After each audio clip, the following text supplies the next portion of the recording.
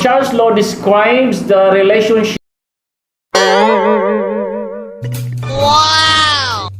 between volume and temperature, mga palangga, because the other day we talk about Boyle's law, which describes the relationship between volume and pressure at constant temperature. Just this morning, kaganinang buntag, kakaninang umaga lang po. Oh my God! Wow! Pinag-usapan natin ang relationship between volume and temperature at constant pressure. So, what does it mean? According to this law, that volume is directly proportional to the temperature at constant pressure. Ibig sabihin, meaning to say sa English, no, that if the temperature is increased, the volume of a given gas will also increase at constant pressure. And if the temperature is decreased, the volume of a given gas will also decrease at constant pressure. So, in other words, no, the relationship between volume and temperature is directly proportional, no? So you have volume is directly proportional to the temperature at constant pressure.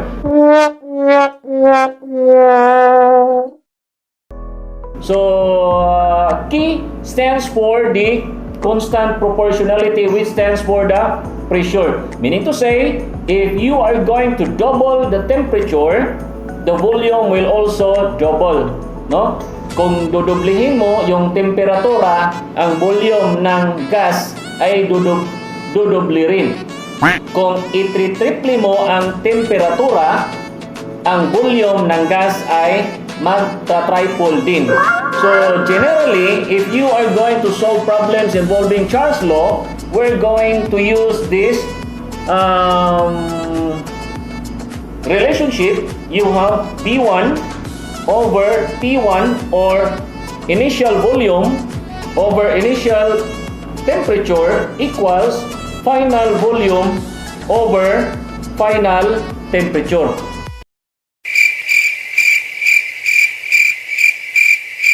Okay, so you can see here that volume is really directly proportional to the temperature at constant pressure. So sa nag-record ko diri mga palangga, no, for the sakes ato mga viewers unya sa Facebook, kaya ako ni siyang i-upload unya. So katong mga walay radio set sa balay, you can watch my video sa Facebook and sa ako ang YouTube channel unya mga palanggano. So don't forget to subscribe my YouTube channel, Maclean's TV, Buyaks TV and Dakoy's TV mga palangga. Okay, now if you are going to solve either initial volume, initial temperature, final volume and final temperature, you can derive 4 sets of equation out from this expression. Oh, no! Now halimbawa, kung hanapin mo yung V1 or initial volume. Okay? Initial volume is unknown in the problem. So what should be the correct equation you are going to use? So in this case, you are going to use V1 equals, you have T1 times V2. Okay? So V1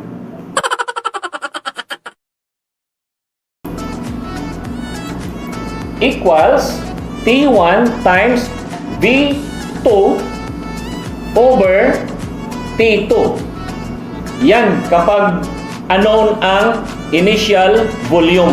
So kung ano ang value ng initial temperature, final volume at final temperature sa problem, isa-substitute mo yan dito sa unang set of equation, so you can solve for the initial volume. What about if the problem is looking for the initial temperature? So you are going to use this equation, T1 equals V1 times T2 over V2. Okay? So isa-substitute mo rin ang value ng initial volume ang value ng final temperature at value ng final volume sa equation mo kapag hanapin mo yung initial temperature. What about if you are looking for the final volume? Okay, so let's now come to the third set. You have V2, okay, V2, you have V1, you cross multiply, you have V1 times T2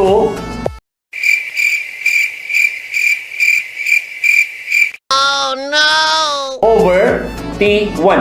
Okay? So, if yung problem ay naghahanap ng pangalawang volume or final volume, just use the equation V2 or final volume equals initial volume, i-multiply mo yan sa final temperature or pangalawang temperatura at i-divide mo yung product sa initial temperature. That's how you're going to get the final volume.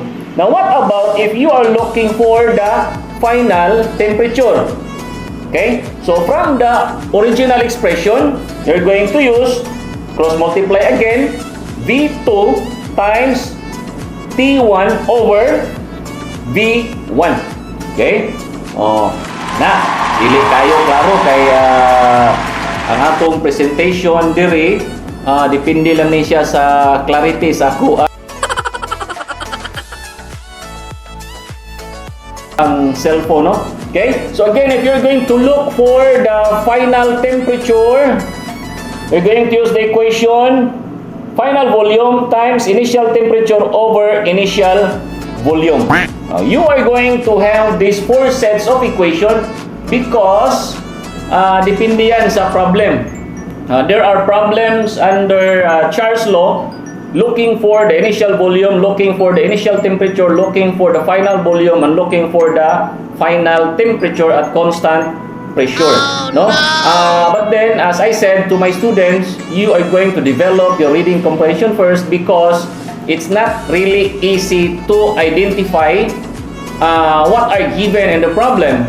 No? Sometimes initial volume is mistaken to be the final volume, or the final temperature is mistaken to be the initial temperature. So pag ganyan ang nangyari,